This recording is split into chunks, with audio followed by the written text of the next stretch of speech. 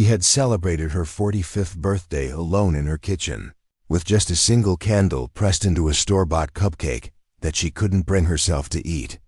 Victoria James Morgan gazed at her reflection in the antique mirror that had once belonged to her grandmother, counting the silver strands multiplying at her temples and the fine lines that had taken residence around her eyes. "This is what giving up looks like," she whispered to herself. A successful business owner who had everything except the one thing she truly wanted, someone to love who would love her in return. Before we jump back in, tell us where you're tuning in from, and if this story touches you, make sure you're subscribed, because tomorrow, I've saved something extra special for you. At 45, she had resigned herself to being the town's unofficial independent woman example. The one younger women looked at with a mixture of admiration and pity. Just like Victoria, mothers would tell their daughters, "Smart as a whip and makes good money, but waited too long to settle down." Before we continue, don't forget to subscribe and hit that notification bell so you won't miss any of our inspirational stories. Victoria lived in a beautifully renovated Victorian home on the outskirts of Clearwater Springs, Colorado, where the Rocky Mountains provided a majestic backdrop to a life that felt increasingly hollow despite her professional success. The town itself was small enough that everyone knew everyone's business, yet large enough to support the artisanal bakery she had built from nothing into the most popular gathering spot in 3 counties. Her hands told the story of her life-strong, capable hands marked with small burns from years of pulling hot pans from ovens, with nails kept short and practical, and skin that no amount of expensive cream seemed to soften anymore. These were hands that had created thousands of perfect pastries, had signed the deed to her own business at 32, had waved goodbye to 3 serious relationships when the men couldn't handle her dedication to her dreams. These were not, she had decided years ago, hands that would ever wear a wedding ring. The morning routine never varied. Up at 4 a.m. to prepare the day's first batches of bread and pastries, a quick cup of black coffee standing at her kitchen counter, and the short drive to Sweet Victory Bakery in her sensible SUV. The rhythm of her days had a certain comfort, measuring, mixing, kneading, baking actions that required precision and focus, leaving little room for dwelling on what might have been. "Morning, Vicky," called Marjorie Watson, her assistant manager of 5 years, already firing up the industrial ovens when Victoria walked through the back door at 4:30 a.m. "Looks like we've got that big order for the Jenkins wedding today, plus the usual Friday morning rush." Victoria tied her chestnut hair back with practiced efficiency, already mentally calculating how many extra batches of cinnamon rolls they'd need to prepare. "Let's get started on the wedding cake first, then we'll tackle the morning pastries. Did Daniel remember to order extra flour?" The bakery hummed with activity as Victoria lost herself in the comforting precision of her craft. By the time they opened at 7 a.m., the display cases gleamed with flaky croissants, decadent chocolate eclairs, rustic artisan breads, and Victoria's signature mountain berry pies that had been featured in Regional Dining magazine 3 years running. Customers filtered in throughout the morning, the usual parade of regulars who depended on Victoria's creations to start their days, local business owners picking up lunch orders, and tourists who had read about Sweet Victory online. Victoria moved between the kitchen and the front counter, greeting people by name, making recommendations, and overseeing every detail of the operation she had built from scratch. "That man is watching you again," Marjorie whispered during a brief lull around 10 o'clock, nodding discreetly toward a corner table. Victoria glanced over to see a man she'd noticed several times that week, tall and broad-shouldered, with the lean build of someone who worked outdoors. His dark hair curled slightly at the collar of his denim shirt, and his tanned face suggested hours under the sun. He couldn't be much over 30, she guessed, feeling a reflexive twinge of awareness that she immediately suppressed. "He's probably just a tourist passing through," Victoria replied, turning back to the espresso machine she was cleaning. They all stare at the pastries that way. Honey, he is definitely not staring at the pastries, Marjorie said with a knowing smile. That's Logan Barrett. He's the new horse trainer over at Silvercrest Ranch, moved here from Wyoming about a month ago. And from what I hear, he's some kind of horse whisperer, works with rescue animals that everyone else has given up on. Victoria made a non-committal sound, determined not to show interest. Men that age weren't looking at women in their mid-40s, especially not when Clearwater Springs was full of attractive young women who frequented the local bars and riding trails. If he was looking her way, it was probably just because he recognized her as the owner. The afternoon passed in a blur of activity. Victoria finished decorating the three-tiered wedding cake, a masterpiece of delicate buttercream flowers and hand-piped details that had taken her weeks to plan. As she carefully boxed it for delivery, she allowed herself a moment of quiet pride. This was what she had instead of a family, the ability to create beautiful things that marked the milestones in other people's lives. It was nearly closing time when the bell above the door chimed, and Victoria looked up to see the young horse trainer walking in. Up close, she could see that his eyes were a striking shade of green, the kind that reminded her of alpine meadows in spring. "Sorry to come in so late," he said, his voice carrying a slight western drawl that suggested his Wyoming origins. "I was hoping I might still get one of those apple cinnamon things I had yesterday. Best thing I've tasted since my grandmother's baking." Victoria felt an unexpected flutter in her chest at the compliment and immediately chided herself for the reaction. "You're in luck," she said, keeping her tone professionally friendly as she reached for the display tongs. "This is the last one. They're called Mountaineer Morning Buns. Preparing and narrating this story took us a lot of time, so if you are enjoying it, subscribe to our channel. It means a lot to us. Now back to the story." "Must be fate," he replied with an easy smile that crinkled the corners of those remarkable eyes. "I'm Logan Barrett, by the way, new to town." "Victoria Morgan," she responded, wrapping the pastry in wax paper. "Owner of Sweet Victory." "I know who you are," Logan said, surprising her. "Everyone in town talks about your bakery." But they failed to mention that the baker is as impressive as her creations. Victoria felt heat rise to her cheeks, unused to such direct compliments. "That'll be $3.50, she said, deliberately changing the subject. "Would you like a coffee to go with it?" Logan placed a $5 bill on the counter and shook his head. "Actually, I was wondering if you might have a few minutes to talk. I have a business proposition I'd like to discuss with you." Victoria's professional curiosity was piqued despite her determination to maintain distance. "What kind of proposition?" "The ranch where I work is planning to open its grounds for special events, weddings, corporate retreats, that sort of thing. We need a reliable local vendor to handle the catering, and everyone says you're the best in the county." Relief mingled with a strange disappointment as Victoria realized his interest was purely professional. "I see. Well, I do handle some catering jobs, though the bakery keeps me pretty busy. Maybe we could discuss it over dinner?" Logan suggested. "My treat, of course. Strictly business." Victoria hesitated, her mind automatically generating the reasons to decline: the early morning start tomorrow, the inventory she needed to review, the new recipe she wanted to test. But something in Logan's straightforward gaze made the usual excuses seem suddenly inadequate. "I'd need to finish closing up first," she heard herself saying. "I'm happy to wait," Logan replied, settling into a nearby chair and unwrapping his pastry. "Take your time." As Victoria moved through her closing routine, counting the register, wiping down surfaces, storing leftover products, she couldn't help but feel conscious of Logan's presence. It had been years since she'd had dinner with a man, business or otherwise, and the prospect was more unsettling than she wanted to admit. They walked to Riverstone Grill, a upscale restaurant 3 blocks from the bakery that featured floor-to-ceiling windows, overlooking the rushing waters of Clear Creek.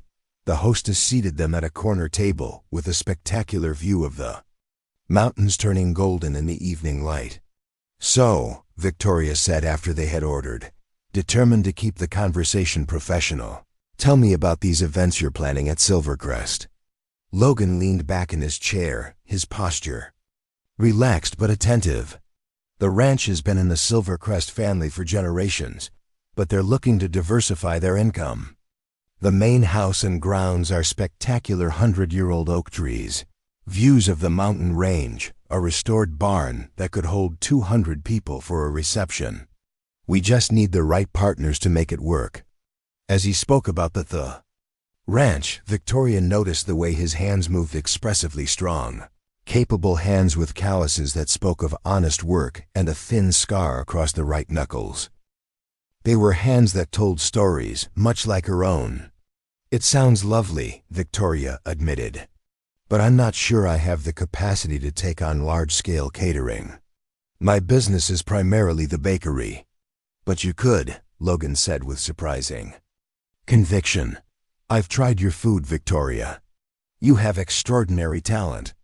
Why limit yourself to one small shop when you could be expanding, reaching more people, creating experiences instead of just products?" Victoria felt a flicker of irritation. "That small shop took me 13 years to build from nothing.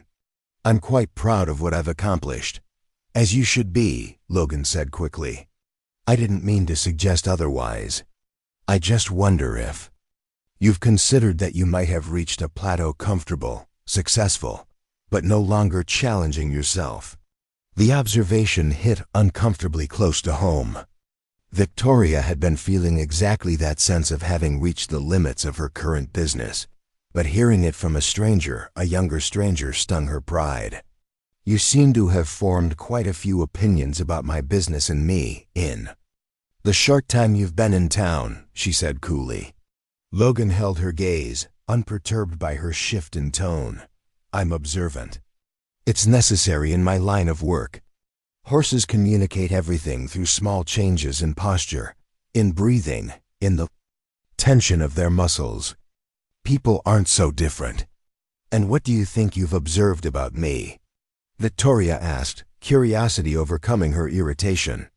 "I see someone who has mastered her craft but has stopped taking risks," Logan said simply. "Someone who creates beautiful things for other people's celebrations, but doesn't celebrate much herself." Victoria felt exposed, as if this man she barely knew had somehow peered through the carefully constructed facade she presented to the world and glimpsed the loneliness she tried so hard to ignore. "That's presumptuous," she said quietly. "You don't know anything about my life."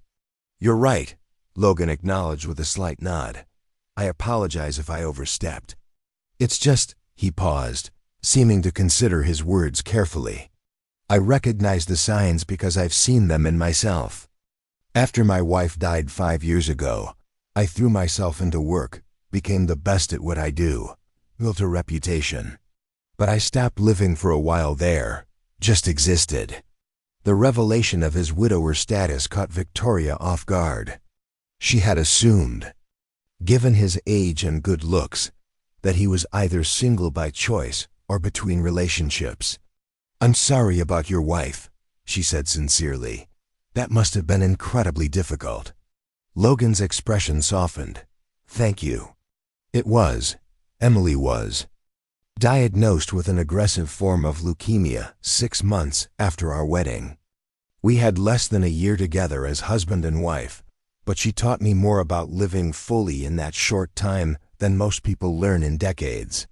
Victoria felt her defensive posture relaxing as she saw the genuine emotion in Logan's eyes.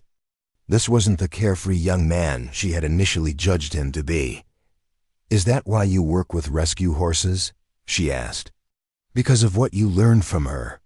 A smile touched Logan's lips. "Partly. Emily always said that healing happens when we focus on helping others heal. The horses that come to me have usually suffered trauma, abuse, or neglect. They've built walls to protect themselves, become defensive, sometimes aggressive. My job is to show them that connection is still possible, that trust can be rebuilt. That sounds like meaningful work, Victoria said, finding herself genuinely interested. It is, but enough about me, Logan said, steering the conversation back. Tell me about Victoria Morgan. How did you become the pastry queen of Clearwater Springs? Over perfectly grilled trout and local vegetables, Victoria found herself sharing more than she had intended, about growing up in a family where food was the language of love, about studying at a culinary institute in New York, about the failed bakery she had worked at in Denver before moving to Clearwater Springs with her savings and a dream. I was 32 when I opened Sweet Victory, she explained. Everyone said I was crazy to leave a secure job in the city for a small-town gamble, but I knew I had to try. That took courage, Logan observed. Not many people would risk everything on a dream. It didn't feel like courage at the time, Victoria admitted. It felt like necessity.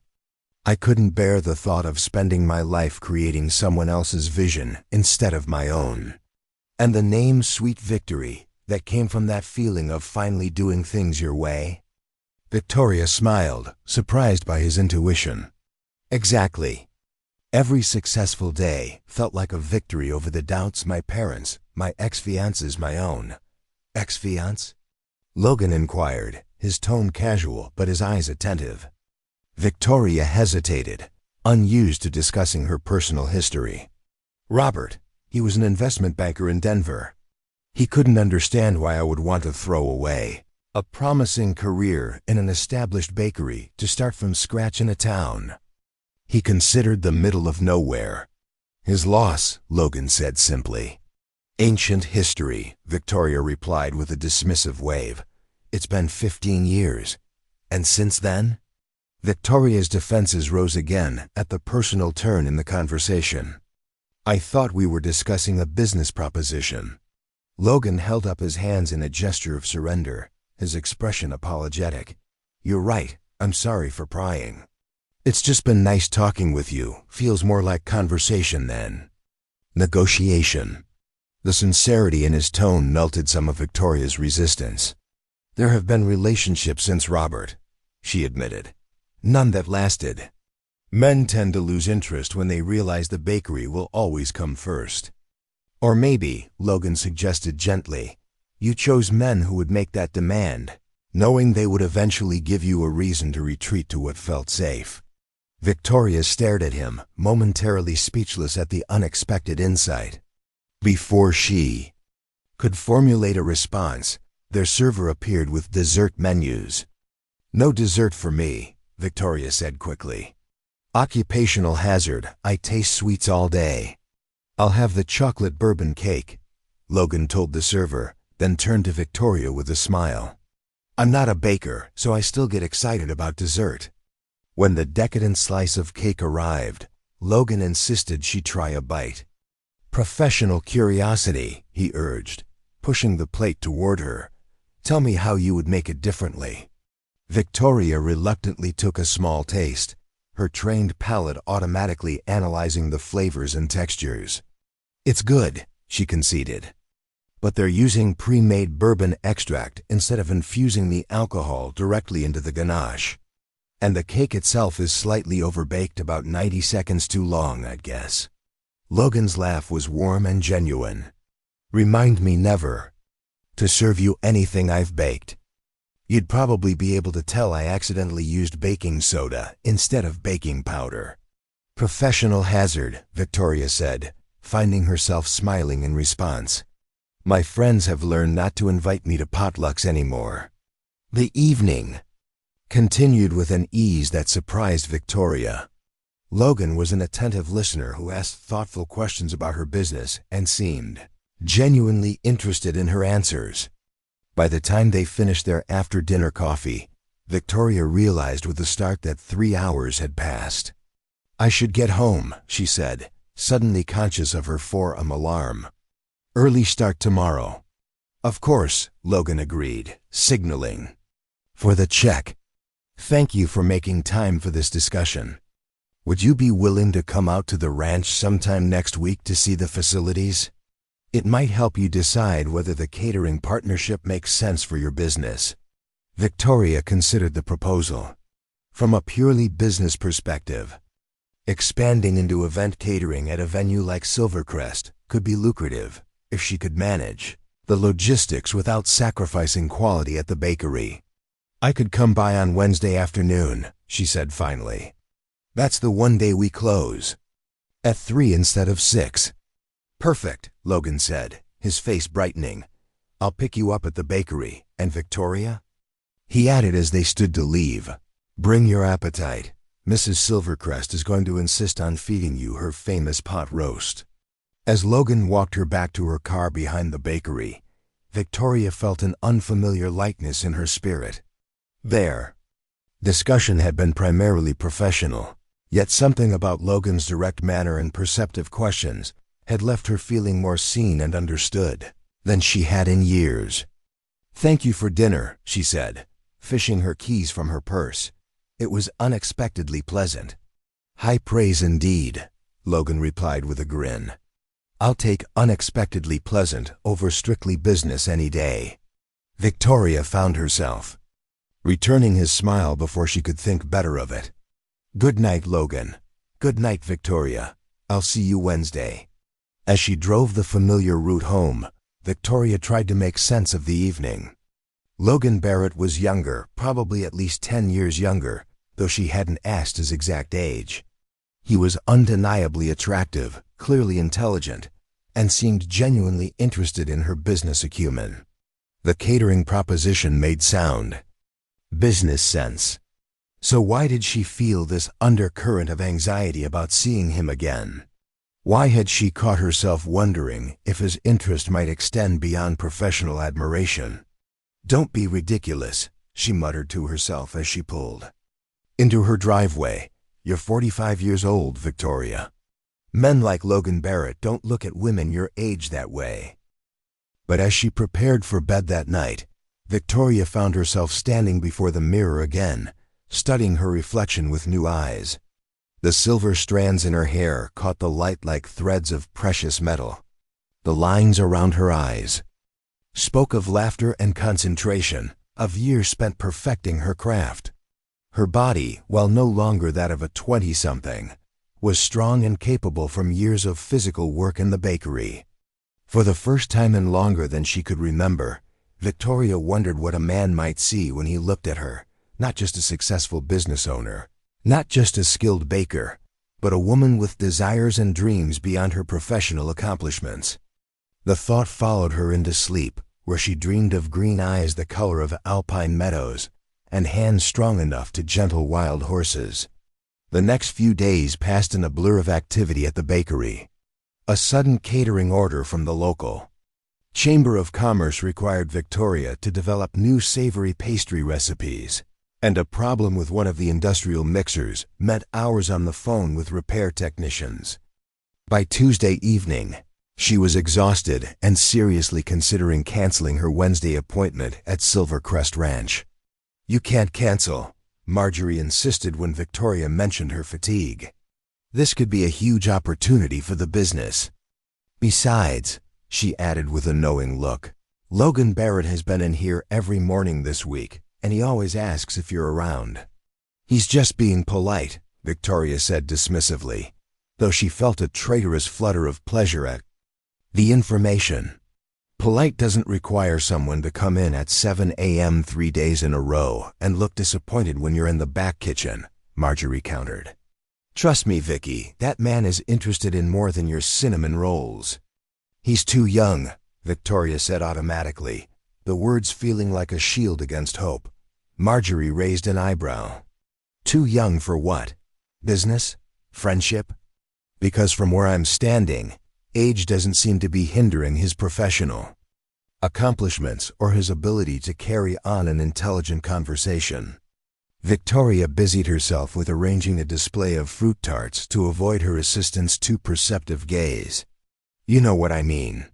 I know that you've spent the last decade using your age as an excuse to avoid taking emotional risks, Marjorie said bluntly. First, you were too young to settle down because you needed to focus on building the business. Now you're too old for men to be interested. When exactly is the right age for Victoria Morgan to be happy? The question lingered with Victoria as she drove home that evening, echoing in her mind as she soaked in a hot bath, trying to ease the ache in her shoulders from hours of kneading dough. When exactly had she decided that romantic fulfillment was no longer an option for her?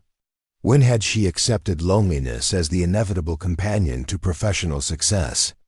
Wednesday arrived with clear skies and unusually warm temperatures for early October. Victoria found herself taking extra care with her appearance, choosing a deep burgundy sweater that brought out the warm highlights in her chestnut hair, applying a touch of mascara and lip gloss that she usually reserved for special occasions, adding a delicate silver pendant that nestled in the hollow of her throat. Just business, she reminded her reflection, even as she selected small pearl earrings instead of her usual practical studs. Logan arrived at the bakery precisely at 3:15, just as Victoria was hanging the closed sign in the front window. He wore dark jeans, a crisp blue button-down shirt, and a leather jacket that looked buttery soft with age. His hair was slightly damp, as if he'd recently showered, and Victoria caught the clean scent of soap and something woodsy when he held the door for her. "You look nice," he said, his gaze appreciative but respectful. "That color suits you." "Thank you," Victoria replied, feeling suddenly self-conscious. "I thought I should look presentable if I'm meeting potential clients." Logan's truck was a well-maintained older model Ford with a spacious extended cab. As they drove through town and out toward the foothills where Silvercrest Ranch was located, he pointed out landmarks and shared bits of local history he'd learned since moving to the area. "The ranch is about 15 minutes outside town," he explained as they turned onto a winding road that climbed gently upward. 500 acres, mostly used for training and rehabilitation now, though they used to run cattle back in Mr. Silvercrest's Father's Day. Victoria watched the landscape change from small residential properties to more expansive lots, finally giving way to open meadows and stands of aspen trees, whose leaves shimmered gold and orange in the afternoon light. "It's beautiful out here," she said, realizing she rarely ventured beyond the town limits despite having lived in Clearwater Springs for over a decade.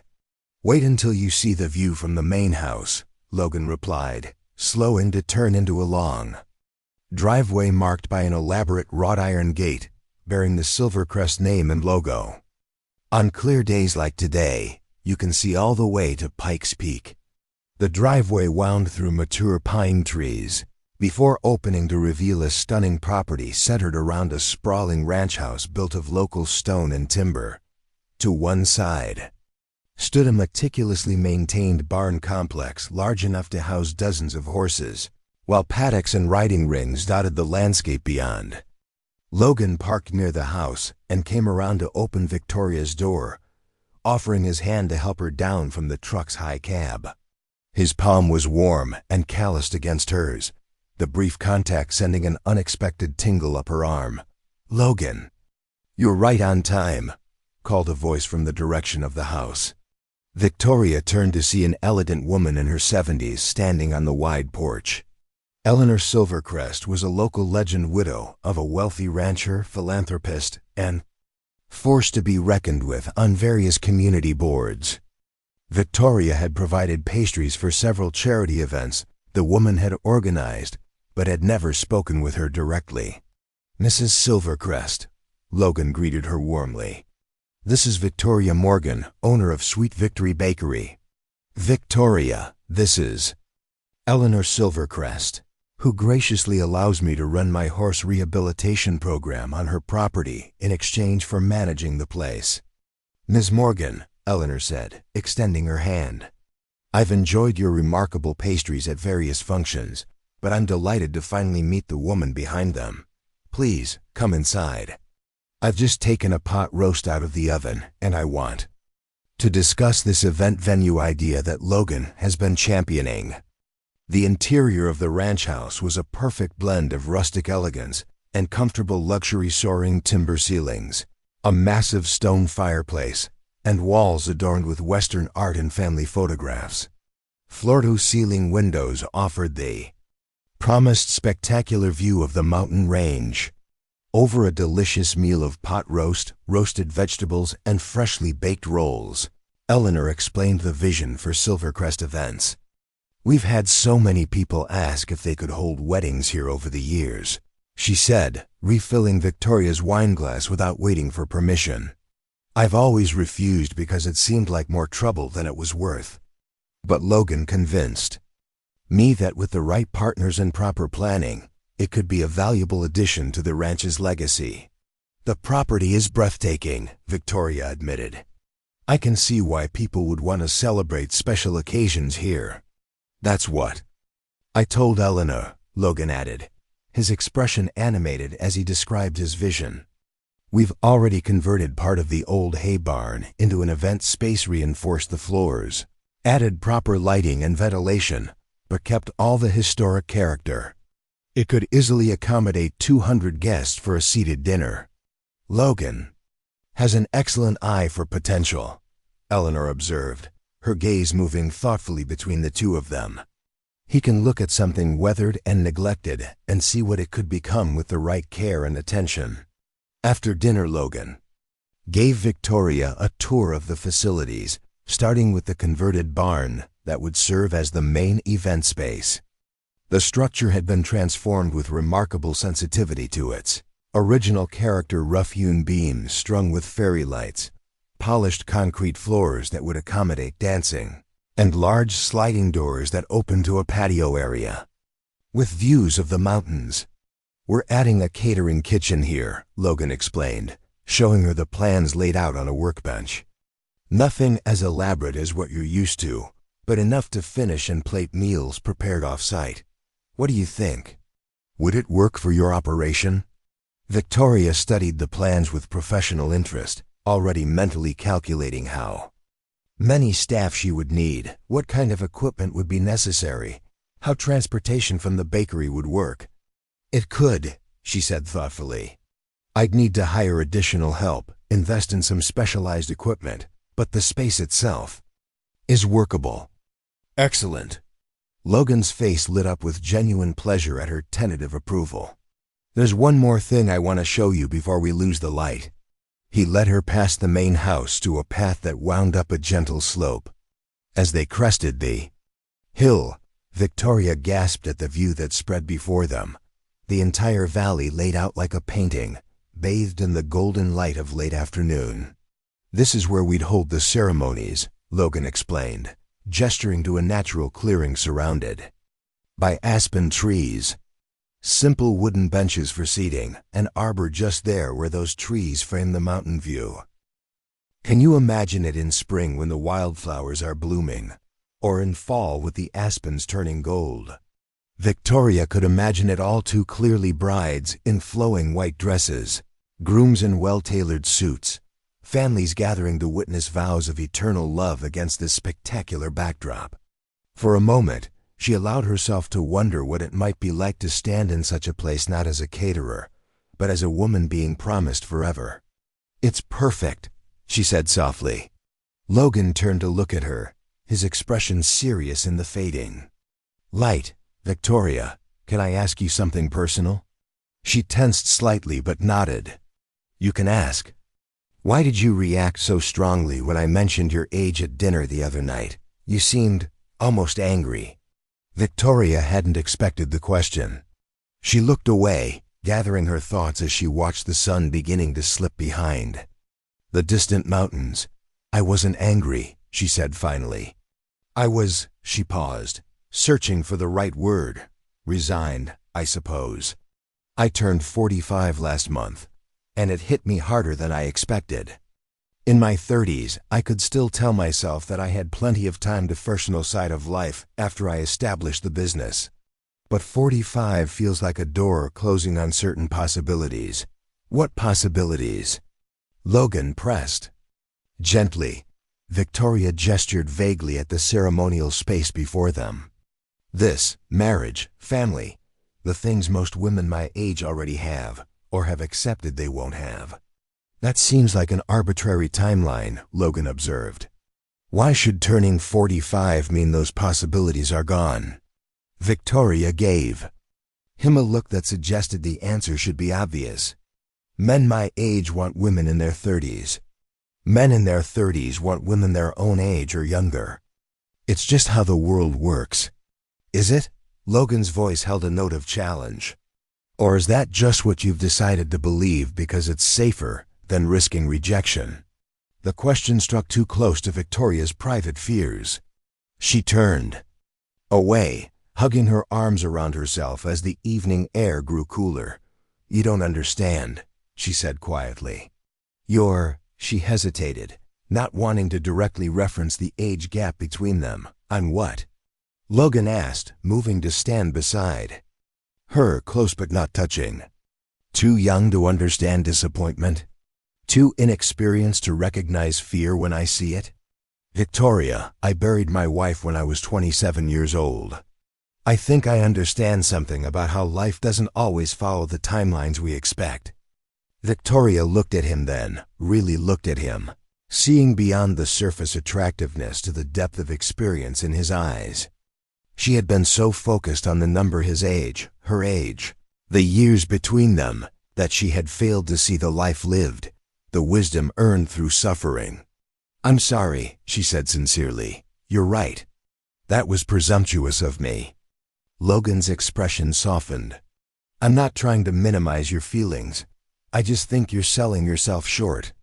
Age isn't just about the number of years you've lived. It's about what you've done with those years, what you've learned, how you've grown. By that measure, your 45 years are an asset, not a liability. An asset, Victoria repeated, testing the concept.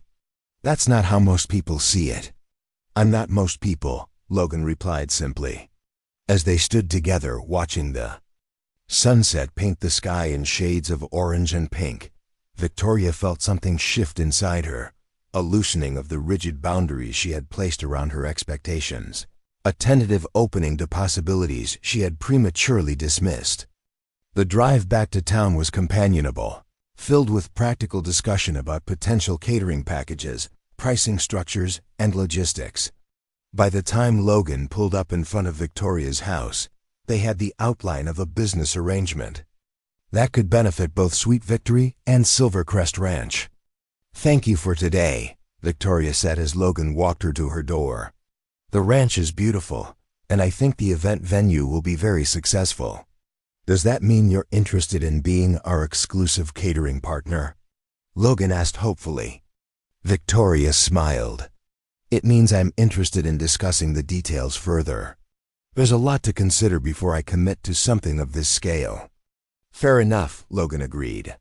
How about dinner again next week? We could go over the numbers more specifically. Victoria hesitated, aware that her interest in seeing Logan again went beyond the business opportunity he represented. Logan, I need to ask, is this just about the catering partnership? In the soft glow of her porch light, she saw his expression grow serious. No, he said honestly. It's not just about business. I enjoy your company, Victoria. I'd like to get to know you better, whether or not you decide to work with Silvercrest. The directness of his answer both thrilled and terrified her. I'm 45, she said again, as if reminding both of them of this immutable fact. Yes, you've mentioned that, Logan replied with a hint of a smile. And I'm 32. Now that we've established the basic math, is there something else worrying you? Victoria couldn't help but laugh at his matter-of-fact response to the age gap she had been fixating on. People will talk, she warned. This is a small town. Let them, Logan said with a shrug. I've never been particularly concerned with other people's opinions of my personal choices. It's not that simple, Victoria insisted. It can be, Logan countered. If we decide it is. He took a step closer, his gaze holding hers. Victoria, when I look at you, I don't see a number. I see a woman who built something extraordinary through talent and determination. I see someone with depth and character that comes only from living fully and taking risks. Your age isn't a drawback, it's just a measure of the experience that makes you who you are. Victoria felt something inside her chest expand painfully, as if a heart that had been carefully guarded for years was suddenly threatening to break free of its constraints. I don't know what to say, she admitted. Say you'll have dinner with me again, Logan suggested. Not to discuss business. Just dinner between two people who might have more in common than appears on the surface. Victoria looked into his eyes, searching for any sign of insincerity or conquest, finding only warm interest and genuine regard. Yes, she said finally. I'd like that. As she watched Logan's truck disappear down her street, Victoria felt a sensation she hadn't experienced in years, the fluttering anticipation of possibility, the sweet uncertainty of new beginnings. For the first time since her 45th birthday, she allowed herself to wonder if perhaps some doors. Victoria found herself humming as she prepared for her next dinner with Logan, an unusual occurrence that did not go unnoticed by her assistant manager when she arrived at the bakery the following morning. Someone's in a good mood, Marjorie observed, raising an eyebrow as Victoria arranged freshly baked croissants in the display case with unusual flair. Does this sudden burst of joy have anything to do with a certain horse trainer? Victoria felt heat rise to her cheeks. We had a productive meeting about the Silvercrest event venue, she said, attempting to sound professional. It could be a good opportunity for the business. Marjorie replied skeptically. And that explains why you're wearing your good earrings and new lipstick at 5 in the morning, because... Victoria touched her pearl earrings. Self-consciously. She hadn't even realized she'd put them on, the same ones she'd worn to visit the ranch. I'm meeting with the bank today about a small business loan, she improvised, for the catering expansion. It wasn't entirely a lie. Victoria had indeed been considering how to finance the equipment and staff she would need if she took on the Silvercrest partnership. But the truth was, she had woken up feeling lighter than she had in years. The prospect of seeing Logan again, infusing her day with an energy she had forgotten was possible. Well, you look beautiful, Marjorie said kindly. And if that banker doesn't approve your loan, he's a fool. The morning rush kept Victoria too busy for further introspection. The bakery filled with the usual Friday crowd, commuters grabbing coffee and pastries on their way to work, mothers with young children stopping in after school drop-off, retirees lingering over cinnamon rolls and the local newspaper. Victoria moved between kitchen and counter with practiced efficiency, but she found herself noticing details she usually overlooked. The way sunlight streamed through the front windows, creating golden patterns on the wooden floor. The genuine pleasure on customers' faces as they bit into her creations. The comfortable hum of conversation that filled the space she had built from nothing. Had she been taking these small joys for granted? Had she been so focused on the successful operation of her business that she'd forgotten to appreciate the community she had created? Around 10 o'clock, the bell above the door chimed and Victoria looked up to see Eleanor Silvercrest entering. Elegant as always in a well-tailored pantsuit despite her 70-plus years. Mrs. Silvercrest, Victoria greeted her with surprise. Welcome to Sweet Victory. Ms. Morgan, Eleanor replied with a warm smile. I've been meaning to visit your establishment for years. After tasting your remarkable pie yesterday, I decided it was long overdue. Victoria guided her to a small table by the window, the best seat in the house, and personally brought over a selection of the morning's best offerings, along with a pot of Earl Grey tea. On the house, she insisted. When Eleanor reached for her purse, it's an honor to have you here. Eleanor's shrewd eyes assessed Victoria over the rim of her teacup. You've built something special here, she observed, glancing around the bustling bakery. A true community gathering place. Thank you, Victoria replied, genuinely touched by the compliment from someone whose opinion carried such weight. That was always my goal, not just to sell baked goods, but to create a space where people would want to linger.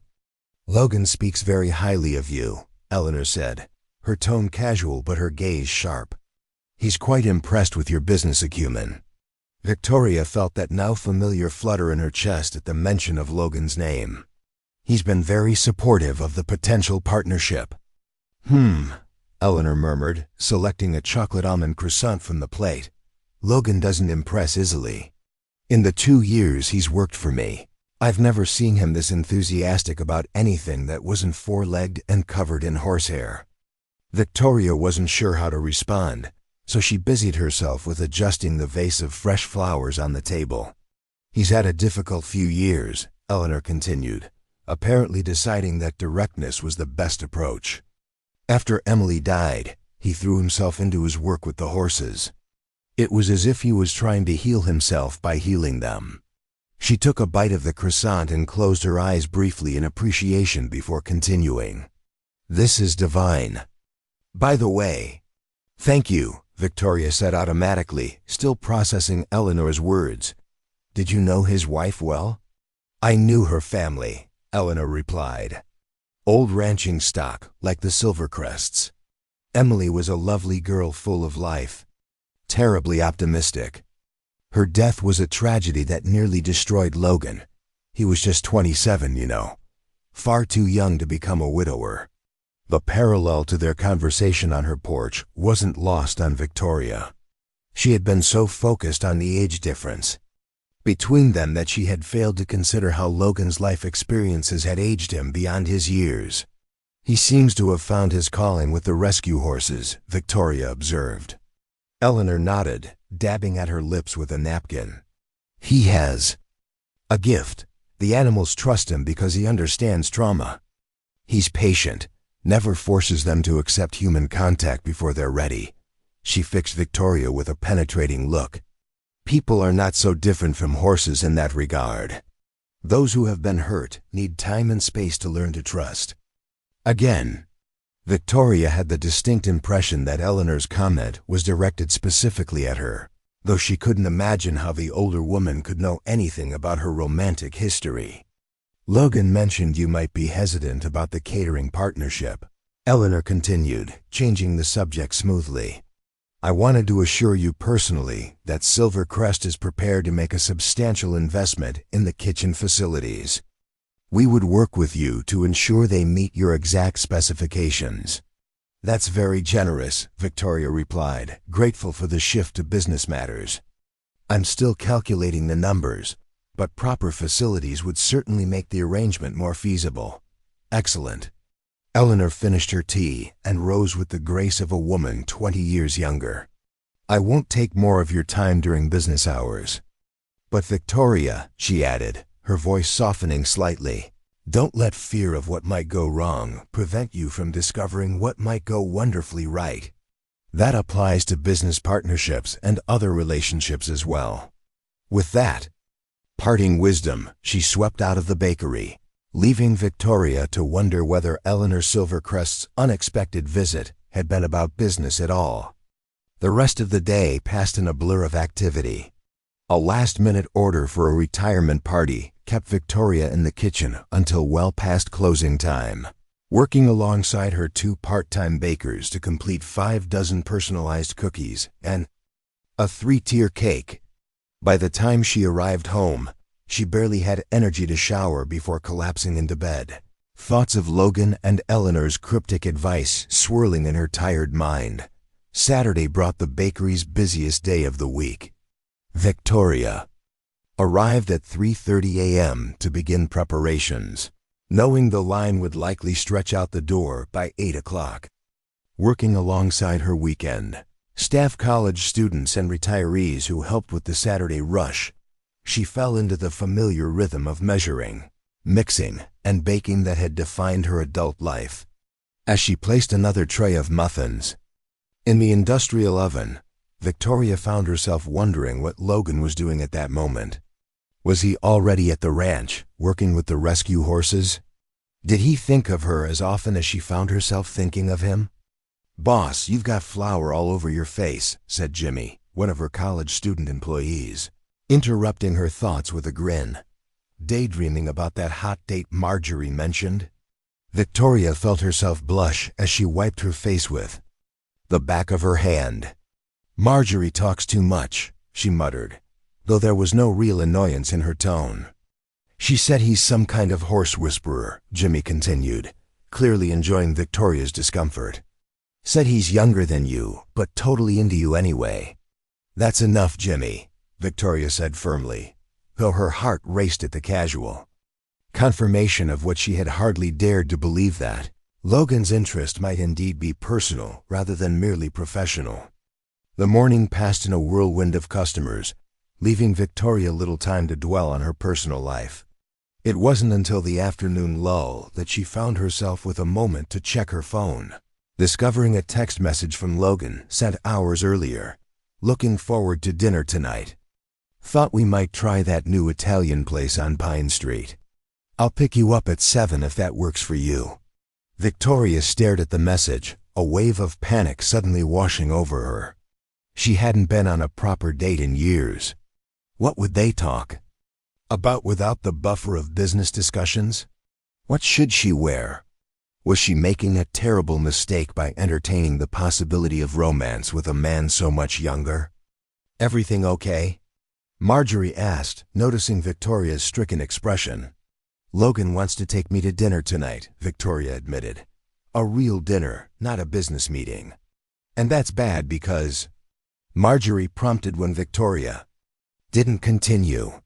"Because I'm 45 and he's 32, and this is insane," Victoria blurted out. "What am I thinking, Marjorie? People will talk. They'll think I'm desperate or going through some kind of midlife crisis."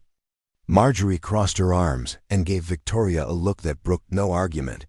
First of all, who cares what people think? And second, why is it insane for an accomplished, attractive man to be interested in an accomplished, attractive woman? The fact that you were born in different decades seems like the least important thing about either of you. Victoria sighed, leaning against the counter. "It's not just the age difference. It's I don't know how to do this anymore, Marjorie. Dating, opening up to someone new. I've been on my own for so long." Marjorie's expression softened. "Of course you're scared. Anyone would be after a decade of keeping people at arm's length. But Vicky, I've seen the way you light up when Logan comes into the bakery. Don't you think that feeling might be worth exploring, even if it's terrifying?" Victoria thought about Eleanor's parting words, about not letting fear of what might go wrong prevent the discovery of what might go wonderfully right. She thought about Logan's perspective on age as experience rather than liability, about the genuine interest she had seen in his eyes. "What if it doesn't work out?" she asked, voicing her deepest fear. "What if he realizes I'm too old or too set in my ways?" "What if it does work out?" Marjorie countered. "What if this is the beginning of something amazing that you almost missed because you were too afraid to try?" By the time Victoria left the bakery at 5 o'clock, she had responded to Logan's text with a simple 7 sounds perfect. Looking forward to it, and had managed to quell the worst of her anxiety. Still, she spent nearly an hour standing in front of her closet, discarding outfit after outfit as either too matronly or trying too hard to look younger than she was. She finally settled on a deep, green wrap dress that she had purchased for a catering client's holiday party the previous year, sophisticated without being stuffy, flattering without being overly revealing. She left her hair down, the chestnut waves softened by subtle highlights she had added during her last salon visit, and applied makeup that enhanced her features without attempting to disguise her age. Logan arrived precisely at 7. Looking devastatingly handsome in dark jeans and a charcoal blazer over a crisp white shirt. His eyes widened appreciatively when Victoria opened the door. "You look beautiful," he said simply, the sincerity in his voice making her usual deflection of compliments die on her lips. "Thank you," she replied instead, accepting the small bouquet of wildflowers he extended. "These are lovely.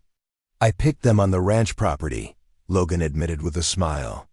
"Eleanor has a meadow full of late-blooming varieties that she encouraged me to raid for the occasion." The restaurant was cozy and intimate, with well-spaced tables and subdued lighting that created a warm atmosphere. Victoria felt a momentary pang of self-consciousness as they were seated. Would people assume Logan was her nephew or a business associate rather than a date? As if reading her thoughts, Logan reached across the table and took her hand, a gesture that left little doubt about the nature of their relationship. "I've been looking forward to this all week," he said, his green eyes meeting hers with undisguised admiration. Victoria felt a flutter of nervous pleasure at his touch. "Me too," she admitted, "though I'm still not entirely sure why we're here." Logan raised an eyebrow. "Because we enjoy each other's company and want to explore where that might lead? Isn't that why most people go on dates? Is that what this is?" "A date?" Victoria asked, needing the clarity despite the obviousness of the situation. "Victoria," Logan said gently, "I asked you to dinner at a romantic restaurant, brought you flowers, and am currently holding your hand across the table. Yes, this is definitely a date." A laugh escaped her, partly at his directness and partly at her own transparency. "I'm sorry. It's been a while since I've done this. I'm a bit out of practice." "No apology necessary," Logan assured her. "We can take things as slowly as you need to." The waiter arrived with menus and a wine list, giving Victoria a moment to collect herself. After they had ordered a full-bodied Cabernet Sauvignon, spinach salads, and entrees of pasta for her and grilled salmon for him, Logan steered the conversation to neutral territory. "Tell me about how you developed your recipes," he suggested. "Were they passed down through your family, or did you create them yourself?" Grateful for the familiar topic, Victoria explained how she had started with her grandmother's basic formulas, then experimented and refined them through years of trial and error. Logan listened with genuine interest, asking perceptive questions about technique and flavor combinations that revealed a more sophisticated palate than she had expected. "My mother was an excellent cook," he explained when she commented on his knowledge. She believed that understanding food was an essential life skill, regardless of gender. "By the time I was 12, I could prepare a complete Sunday dinner, including roast beef and Yorkshire pudding." "I'm impressed," Victoria said, imagining a young Logan carefully measuring ingredients under his mother's watchful eye. "Most men I've known consider cooking to be women's work." "My father died when I was 9, Logan said matter-of-factly. "My mother raised me to believe that there's no such thing as men's work, or women's work, just work that needs doing by whoever is capable of doing it." Victoria felt a new appreciation for the experiences that had shaped Logan's refreshingly egalitarian perspective. "Your mother sounds like a remarkable woman." "She was," Logan agreed, a shadow passing over his features. "She died of breast cancer when I was in college. That's actually how I met Emily at a cancer support group for family members. Her mother was in treatment at the same time as mine." Victoria reached out instinctively, covering his hand with hers. "You've lost so many important people in your life," she said softly. "I'm sorry." Logan turned his hand to clasp hers, his palm warm against her skin. "Everyone experiences loss eventually," he said. "I just had my share concentrated in a shorter time span than most. It changed my perspective on a lot of things, made me realize that life is too unpredictable and precious to waste time worrying about what other people think is appropriate or conventional." The conversation flowed easily. After that initial exchange, moving from family histories to favorite books, travel experiences to future aspirations, Victoria found herself sharing stories she hadn't thought about in years: her disastrous first attempt at croissants during culinary school, the summer she spent backpacking through France to learn regional baking techniques, the moment she First saw the storefront that would become Sweet Victory and knew instantly it was meant to be hers. I couldn't afford it, she admitted, sipping her wine. The location was perfect, but far beyond my budget. I actually walked away 3 times before the realtor called with news that the owner was willing to lease with an option to buy. It was still a stretch financially, but something told me to take the risk. And now you own the building outright, Logan said, clearly having done his research. Victoria nodded, surprised that he knew this detail. As of last year, it was one of the proudest moments of my professional life, knowing that piece of Clearwater Springs belongs to me, that I built. Something lasting from nothing but flour, sugar, and determination. That's what I admire most about you, Logan said, his expression serious. Your courage. It takes tremendous bravery to bet everything on your own abilities, to create something from nothing. Victoria felt a warmth that had nothing to do with the wine spreading through her chest. How long had it been since someone had truly seen her, not just the successful business owner, but the woman who had taken enormous risks to create the life she wanted? Speaking of courage, Logan continued, there's something I've wanted to do since I first walked into your bakery. Victoria's heart quickened. What's that? This, he said simply, and leaned across the table to kiss her softly on the lips. The kiss was gentle and brief, a question more than a declaration, but it sent a jolt of electricity through Victoria's body that left her momentarily speechless. I hope that was okay, Logan said when he pulled back, a hint of uncertainty in his eyes for the first time that evening. It was more than okay, Victoria admitted, her voice barely above a whisper. But Logan, are you sure this is what you want? If you say I'm 45 one more time, I might lose my mind. Logan interrupted with a smile that softened his words. Yes, Victoria, I'm sure. I've been sure since our first conversation. The question is whether you're willing to explore this connection between us without letting preconceived notions about age determine the outcome before we've even started. Victoria looked into his earnest face and felt the last of her resistance crumbling. There was no denying the chemistry between them, the ease of their conversations, the mutual respect that undergirded their attraction. I'm scared, she admitted honestly. Not just of what others might think, but of how much this could hurt if it doesn't work out. That's the risk of any relationship, Logan pointed out. There are no guarantees, regardless of age or circumstances. All we can do is be honest about what we want and how we feel, then take each day as it comes. And what do you want, Logan? Victoria asked, her voice steady despite the flutter of her pulse. Right now, I want to finish this excellent meal, then take a walk by the river with you in the moonlight, and maybe kiss you again if you'll let me, he replied with a smile that made her heart skip. Beyond tonight, I want the chance to know you better too. See if this connection between us is as rare and valuable as I think it might be. The simple honesty of his answer disarmed her completely. No grand declarations, no unrealistic promises, just the genuine desire to explore what might develop between them, one step at a time. I think I can manage that, Victoria said, returning his smile. True to his word, after dinner Logan suggested a walk along the Clear Creek Riverwalk, a beautifully maintained path that wound alongside the rushing water. The October night was cool but not cold, the sky clear and filled with stars that were visible even through the town's ambient light. As they strolled side by side, Logan's hand found hers, their fingers intertwining as naturally as if they had been doing this for years. Victoria marveled at how comfortable it felt to be with him like this, how the age difference that had seemed so insurmountable in her mind became irrelevant in the reality of their connection.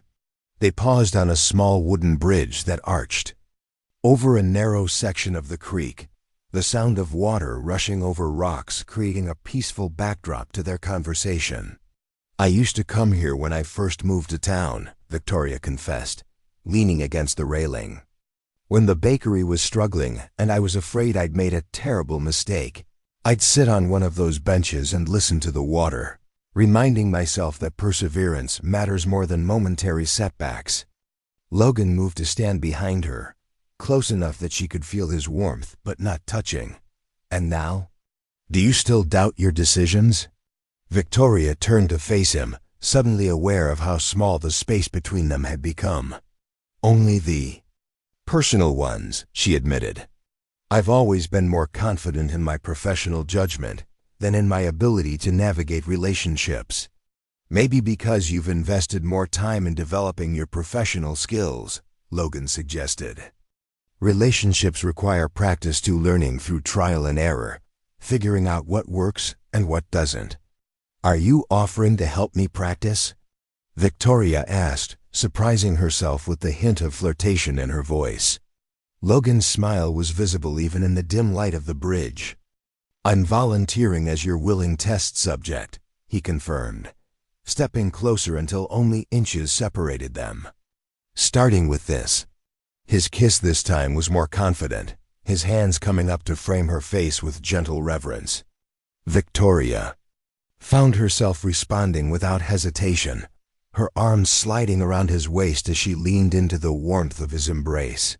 The kiss deepened, igniting a spark of desire that had been dormant for so long Victoria had almost forgotten its power. When they finally broke apart, both slightly breathless, Victoria felt simultaneously 20 years younger, and exactly her age experienced enough to recognize something exceptional, mature enough to appreciate it fully. Victoria, Logan murmured, his forehead resting against hers. I know you have concerns about our age difference. I respect that. The best hire I've made in decades. He seems to have a genuine gift with the animals, Victoria agreed, watching as Logan greeted each horse he passed with a gentle word or touch. It's more than that, Eleanor said thoughtfully. Logan understands that healing is rarely linear, not for horses, not for humans. He has infinite patience for the process, never rushing or forcing progress. It's a rare quality in a world that values quick fixes and immediate results. Victoria considered Eleanor's words, seeing their relevance to her own situation. Wasn't she guilty of wanting certainty and guarantees before allowing herself to explore the connection with Logan? Wasn't she attempting to protect herself from potential pain by seeking assurances that no honest relationship could provide? The veterans program seems impressive, she said, changing the subject slightly as she nodded toward the riding ring. Eleanor's face brightened. It's been transformative for many of the participants. When we started 3 years ago, we had just 4 veterans. Now we have 20 regularly attending, with a waiting list. Logan developed most of the curriculum himself, based on techniques he used with traumatized horses. Before Victoria could respond, Logan returned leading 2 saddled horses, a tall bay gelding that was clearly his own mount, and a smaller, dappled gray mare with kind eyes and a placid expression. Victoria, meet Daisy, Logan said, presenting the mare's reins. Daisy, this is Victoria. She's a bit nervous about riding today, so I need you to be on your best behavior. Victoria couldn't help but smile at the way Logan spoke to the horse, as if she were a person capable of understanding the introduction. She cautiously reached out to stroke Daisy's soft muzzle, surprised by the immediate sense of connection she felt with the gentle animal. She's beautiful, Victoria said softly. And she knows it, Logan replied with a grin. Don't you, old girl? He patted the mare's neck affectionately before turning to Victoria. Ready to mount up? We'll start with some basics in the small paddock before hitting the trails. Eleanor excused herself to oversee the veterans program, leaving Victoria and Logan to begin their lesson. With patience and clear instruction, Logan showed Victoria how to approach her mount, how to hold the reins properly, and finally, how to swing up into the saddle. Relax your lower back, he advised, adjusting her posture with gentle hands at her waist. Let your weight sink down into your heels. The goal is to move with the horse, not against her. Victoria focused on his instructions, trying to ignore the distracting warmth of his touch. Daisy stood patiently throughout the process, occasionally turning her head as if to check on her rider's progress. "That's it," Logan encouraged as Victoria began to find her balance. "You're a natural," Victoria laughed.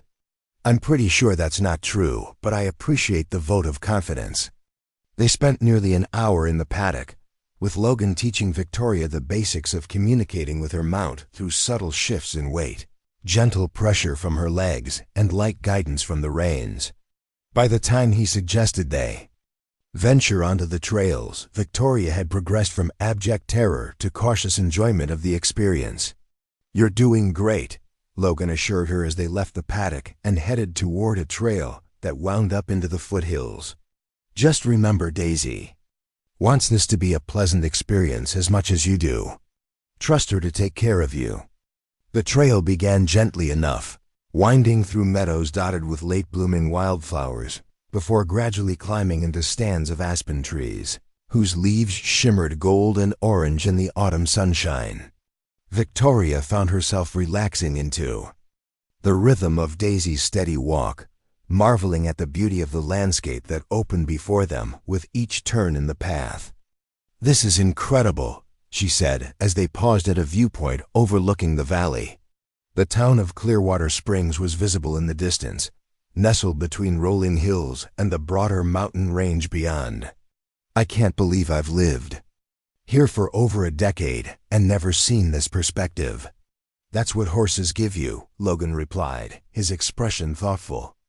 "Access to places you might never reach otherwise, and a different way of seeing familiar landscapes."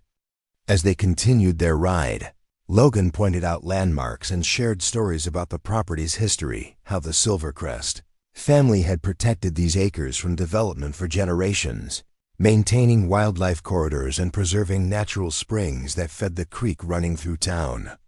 They stopped for lunch in a small clearing surrounded by aspens, their golden leaves creating a cathedral-like canopy overhead.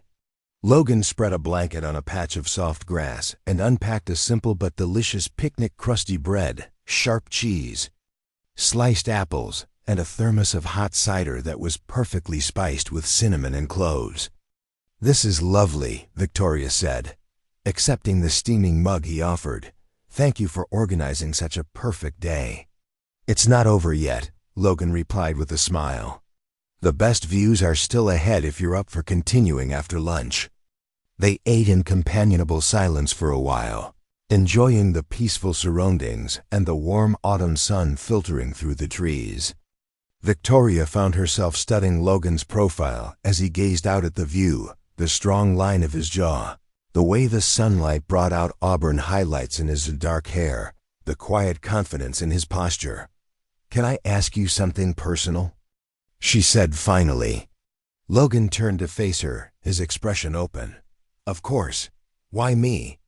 Victoria asked, the question that had been circling in her mind since their first dinner together finally finding voice. "You're young, attractive, successful. You could have your pick of women, including ones much closer to your own age. Why? Would you be interested in someone 15 years older?" Logan considered her question seriously, taking a moment to gather his thoughts before responding. "First, I reject the premise that age should be the determining factor in who I'm attracted to," he began. "But more importantly, I'm drawn to you because of who you are, your strength, your creativity, your quiet confidence in your own abilities. You've built something meaningful with your life, something that brings joy to others. That's rare and incredibly attractive to me." He paused, picking up a golden aspen leaf that had drifted onto the blanket. "After Emily died, I spent years going through the motions of living without really being alive. The horses saved me, gave me purpose again. But something was still missing: connection, intimacy, the feeling of being truly seen by another person." His green eyes met hers directly. "When we talk, I feel seen.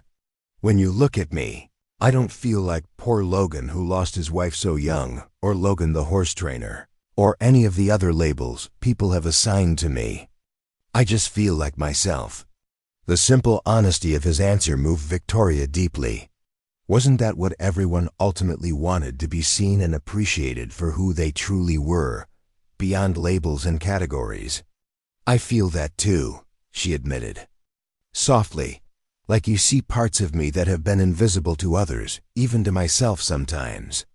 Logan reached across the blanket to take her hand, his fingers warm against hers. That's worth exploring, don't you think? Regardless of numbers, on birth certificates, or what anyone else might think about it.